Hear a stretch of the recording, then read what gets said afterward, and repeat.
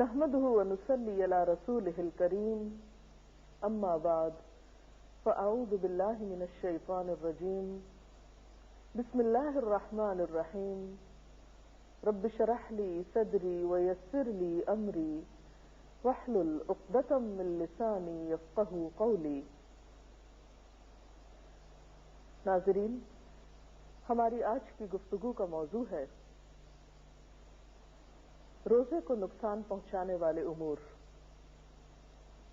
یعنی وہ کون سے کام ایسے ہیں، کون سی چیزیں ایسی ہیں کہ جن کے کرنے سے روزہ یا تو ٹوٹ جاتا ہے، ختم ہو جاتا ہے، یا پھر مکروہ ہو جاتا ہے۔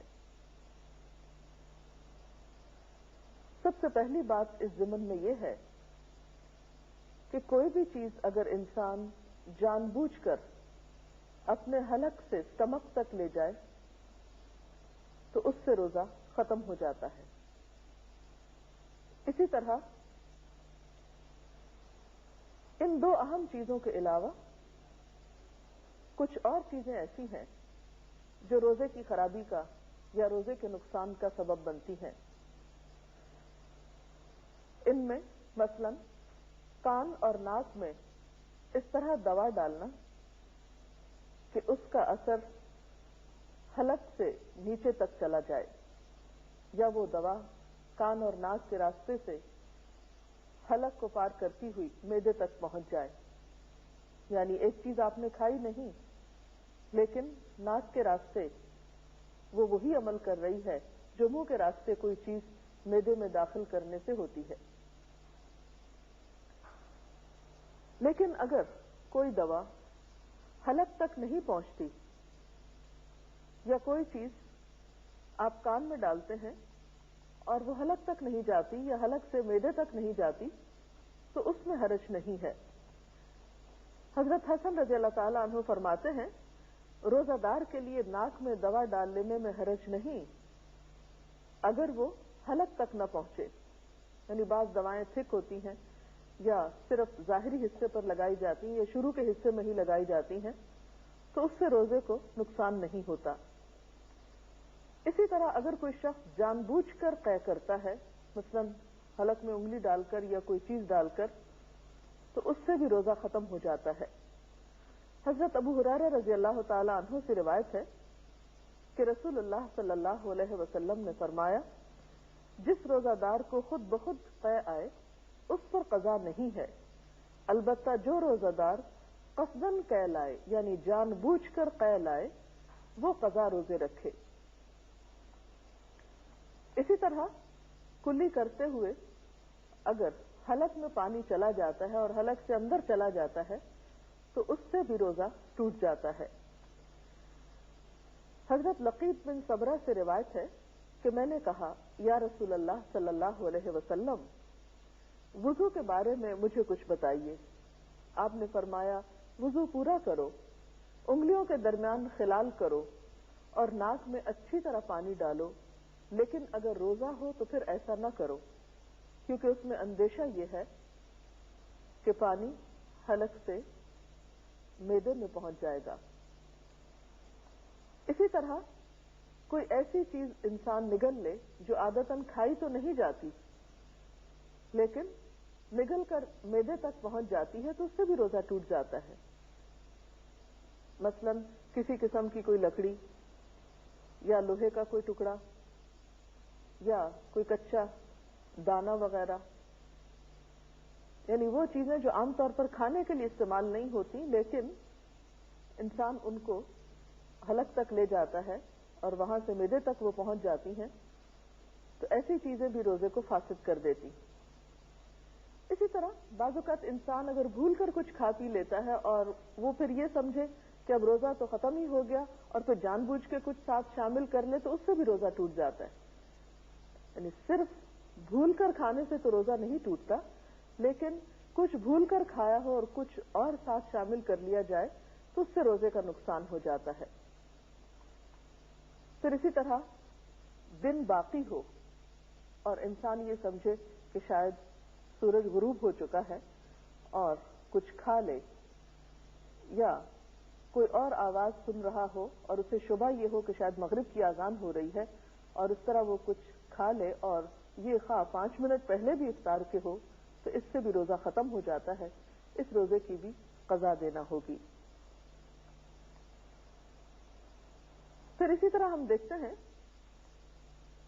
کہ ان تمام چیزوں سے جب روزہ ٹوٹتا ہے تو وہ روزہ جو جان بوجھ کے توڑا جاتا ہے بغیر کسی عذر کے، اس میں صرف قضا ہی نہیں، اس کا کفارہ بھی ہوتا ہے۔ اس کا کفارہ کیا ہے؟ ایک غلام آزاد کرنا، اور اگر غلام نہ ہو تو 60 روزے متواتر رکھنا کہ بیچ میں ناغہ نہ ہو، اور اگر پھر ناغہ کر دیا تو شروع سے پھر 60 روزے رکھنا ہوں گے، یعنی ابتدا سے اسے پھر شروع کرنا ہوں گے اور پورے 60 کرنا ہوں گے۔ اور اگر کسی شخص میں یہ استطاعت نہ ہو تو پھر 60 مسکینوں کو 2 وقت پیٹ بھر کر کھانا کھلائے، تو یہ جان بوجھ کر توڑنے والے روزے کا کفارہ ہوگا۔ اب کچھ چیزیں ایسی ہیں کہ ان سے روزہ ٹوٹتا تو نہیں لیکن مکروہ ضرور ہو جاتا ہے۔ ان میں خاص طور پر ایسے اعمال جن کا تعلق اخلاق سے ہے، مثلا جھوٹ اور غیبت۔ حضرت ابو ہریرہ رضی اللہ تعالی عنہ سے روایت ہے، قال قال رسول اللہ صلی اللہ علیہ وسلم من لم يدع قول الزور والعمل به فليس لله حاجة ان يدع طعامه وشرابه۔ حضرت ابو ہریرہ رضی اللہ تعالی عنہ سے روایت ہے کہ رسول اللہ صلی اللہ علیہ وسلم نے فرمایا، جو شخص روزہ رکھ کر جھوٹ بولنا اور اس پر عمل کرنا نہ چھوڑے تو اللہ تعالیٰ کو اس بات کی کوئی حاجت نہیں کہ وہ کھانا پینا چھوڑ دے۔ روزے میں لڑنا جھگڑنا، گالی دینا، خواہ وہ کسی انسان کو ہو یا کسی بے جان چیز کو، ایسی تمام چیزوں سے بھی روزہ مکروہ ہو جاتا ہے اور روزہ اپنا اجر و ثواب کھو بیٹھتا ہے۔ اس سلسلے میں حضرت ابو ہریرہ ہی کی روایت ہے، عن ابی ہریرہ قال قال رسول اللہ صلی اللہ علیہ وسلم لیس الصیام من الاکل والشرب انما الصیام من اللغو والرفث فإن سابك أحد أو جهل عليك فلتقل إني صائم إني صائم۔ حضرت ابو ہریرہ رضی اللہ تعالی عنہ کہتے ہیں کہ رسول اللہ صلی اللہ علیہ وسلم نے فرمایا، روزہ کھانے پینے سے رکنے کا نام نہیں بلکہ بیہودہ اور فحش کاموں سے رکنے کا نام ہے۔ یعنی روزے کی اصل روح صرف کھانے پینے کا پرہیز نہیں بلکہ بیہودہ گفتگو سے پرہیز ہے، غلط کاموں سے بچنا ہے۔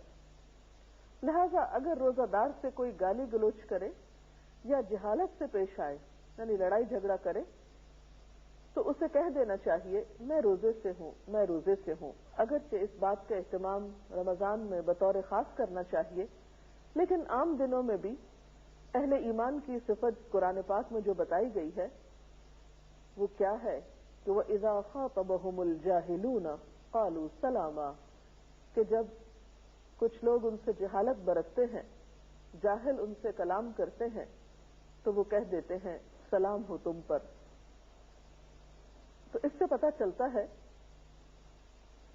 کہ روزے میں اصل تربیت جس چیز کی مقصود ہے وہ انسان کا اخلاق اور کردار ہے، اور جہاں تک کھانے پینے کے چھڑانے کا تعلق ہے تو اس سے بھی اصل غرض یہی ہے کہ انسان کو ایک تربیت دی جا سکے۔ اس کے علاوہ کچھ چیزیں ایسی ہیں کہ جن کو اگر بلا ضرورت کیا جائے تو اس سے بھی روزہ مکروہ ہوتا ہے، مثلا کوئی نمک وغیرہ چکھ کر یا کوئی بھی چیز چکھ کر تھوک دینا جبکہ اس کی کوئی خاص ضرورت نہ ہو۔ اس کے ساتھ ہی مناسب معلوم ہوتا ہے کہ کچھ ایسی چیزوں کا بھی ذکر کر دیا جائے کہ جن سے نہ تو روزہ ٹوٹتا ہے اور نہ ہی مکروہ ہوتا ہے، لیکن عام طور پر لوگوں کے دل میں بار بار سوال اٹھتے ہیں کہ کیا ہمارا یہ عمل درست ہے؟ ان میں سب سے پہلی چیز مسواک ہے۔ مسواک کرنے سے روزہ ٹوٹتا بھی نہیں اور مکروہ بھی نہیں ہوتا۔ ایک حدیث میں آتا ہے، عن عامر ابن ربیعہ قال رأيت النبي صلى الله عليه وسلم يستاك وهو صائم ما لا احصي او اعد. حضرت عامر بن ربیعہ کہتے ہیں میں نے نبی صلی اللہ علیہ وسلم کو روزے کی حالت میں اتنی مرتبہ مسواک کرتے دیکھا کہ گن نہیں سکتا. اس سے ایک اور خاص بات یہ پتہ چلتی ہے کہ روزے کی حالت میں بطور خاص اپنے منہ کی صفائی کا دھیان رکھنا چاہیے، کیونکہ روزے سے منہ میں ایک خاص بسام پیدا ہوتی ہے جو بعض اوقات دوسروں کے لیے تکلیف کا سبب ہو سکتی ہے. اسی لیے ہم دیکھتے ہیں کہ نبی صلی اللہ علیہ وسلم عام دنوں میں بھی مسواک کا بہت اہتمام کرتے، لیکن روزے میں بطور خاص. اسی طرح آنکھوں میں سرما ڈالنے سے یا سر میں تیل لگانے سے بھی روزے پہ کچھ اثر نہیں پڑتا. قال ابن مسعود اذا كان صوم احدكم فليصبح دهينا مترجلا. حضرت عبداللہ بن مسعود فرماتے ہیں کہ جب تم میں سے کوئی روزہ دار ہو تو اسے تیل کنگھی کر لینا چاہیے، یعنی اپنی حالت سنوار کر رکھنا چاہیے. اسی طرح خوشبو سونگھنے سے، کوئی پرفیوم وغیرہ کی سونگھنے سے یا لگانے سے روزہ نہیں ٹوٹتا. گرمی کی پیاس اور موسم کی شدت کی وجہ سے اگر کوئی شخص بار بار نہاتا ہے یا سر پہ پانی ڈالتا ہے تو اس سے بھی روزے پر اثر نہیں پڑتا. حضرت ابو بکر بن عبد الرحمن کہتے ہیں کہ نبی صلی اللہ علیہ وسلم کے صحابہ میں سے کسی نے کہا کہ میں نے آپ صلی اللہ علیہ وسلم کو دیکھا کہ آپ روزے میں گرمی یا پیاس کی وجہ سے سر پہ پانی بہا رہے تھے. اور آپ جانتے ہیں کہ عرب کی گرمی جو ہے وہ ہمارے ہاں کی گرمی سے بہت شدید ہوتی ہے اور گرمیوں کے روزے کافی سخت ہوتے ہیں. تو ایسی صورت میں اگر انسان اپنے روزے کی شدت میں کمی کے لیے کچھ پانی کا استعمال کرتا ہے جو حلق کے اندر نہیں جاتا، نہیں اترتا، تو حرج نہیں. اسی طرح اگر انجیکشن لگوانا پڑے جس میں دوا ہو اور وہ دوا اسٹمک تک نہ جائے تو اس میں بھی حرج نہیں. جب کوئی بھول کر کھا پی لے تو اپنا روزہ پورا کرے، کیونکہ اللہ تعالیٰ نے اسے کھلایا پلایا ہے. اسی طرح اگر حلق میں بے اختیار دھواں یا گرد و غبار یا مکھی وغیرہ چلی جائے جس میں انسان کا اپنا کوئی ارادہ نہ ہو تو اس سے بھی روزے پہ اثر نہیں پڑتا. اسی طرح کان میں نہاتے ہوئے پانی چلا جائے اور انسان کا کوئی ارادہ نہ ہو اس پانی کے اندر ڈالنے کا، اور کس کا ارادہ ہو سکتا ہے کان میں پانی ڈالنے کا سوائے کسی ناسمجھ کے، تو ایسی صورت میں بھی روزے پر کوئی اثر نہیں پڑتا. اگر خود بخود قے آ جائے تو اس میں بھی حرج نہیں. اسی طرح دانتوں سے اگر خون نکلے مگر حلق میں نہ جائے تو بھی روزے میں خلل نہیں آتا. اسی طرح اگر کوئی شخص غسل کی ضرورت رکھتا ہے لیکن پہلے سحری کھا لیتا ہے اور بعد میں نہاتا ہے تو بھی روزے پر اثر نہیں پڑتا. انسان کے منہ میں جو لعاب دہن ہے اگر وہ حلق سے معدے تک چلا جائے تو اس سے بھی روزے کو نقصان نہیں ہوتا. پشنے لگوانے کے بارے میں نبی صلی اللہ علیہ وسلم کا طرز عمل کچھ یوں پتہ چلتا ہے. بخاری کی روایت ہے، حضرت ابن عباس کہتے ہیں کہ آپ صلی اللہ علیہ وسلم نے روزے کی حالت میں پشنے لگوائے.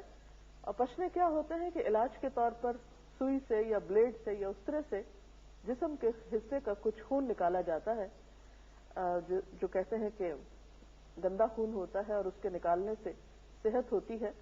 تو ایسے عمل سے بھی روزہ نہیں ٹوٹتا. اسی طرح اگر کوئی شخص بلڈ ڈونیٹ کرنا چاہتا ہے کسی ایمرجنسی کی صورت میں اور اس کے لیے جسم میں نیڈل ڈالنے کی ضرورت ہے تو اس سے بھی روزے پر اثر نہیں پڑتا.